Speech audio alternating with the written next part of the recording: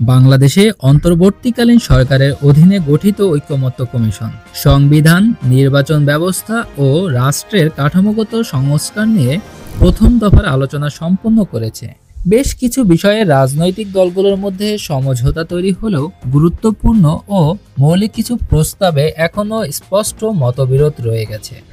এর মধ্যে প্রধানমন্ত্রীর মেয়াদ নির্ধারণ, ক্ষমতার সীমাবদ্ধতা, দলীয় প্রধান না হওয়ার বিধান, নির্বাচনকালীন সরকার ব্যবস্থা, সংবিধান সংশোধনে গণভোট এবং জাতীয় সাংবিধানিক কাউন্সিল গঠনের মতো বিষয়ে বিএনপি দ্বিমত জানিয়েছে। তবে এসব প্রস্তাবে সম্মতি দিয়েছে জামায়াতে ইসলামী, জাতীয় নাগরিক পার্টি সহ আরও কয়েকটি রাজনৈতিক দল।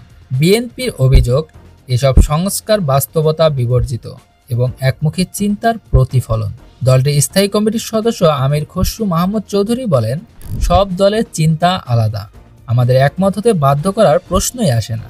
ঐকমত্য কমিশনের সহসভাপতি অধ্যাপক আলী রিয়াদ জানিয়েছেন, যেসব প্রস্তাবে দলগুলোর অবস্থান বিপরীত সেগুলোতে মধ্যপন্থা খুঁজে নিয়ে আংশিক ঐকমত্য তৈরির চেষ্টা চালানো হবে। তার ভাষায়, গুরুত্বপূর্ণ কাঠামোগত পরিবর্তনের প্রশ্নে যদি দলগুলো একমত না হয় তাহলে টেকসই সংস্কার সম্ভব নয়।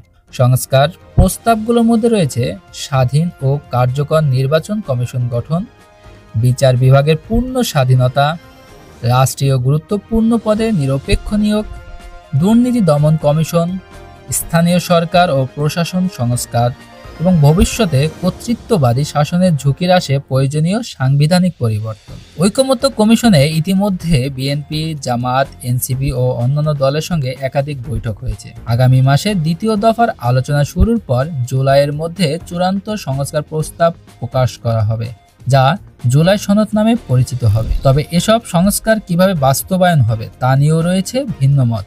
বিএনপি চাইছে রাজনৈতিক দলগুলোর মধ্যে যেসব বিষয়ে ঐকমত্য তৈরি হবে সেগুলো ভবিষ্যৎ সংসদের মাধ্যমে সাংবিধানিকভাবে বাস্তবায়ন হোক।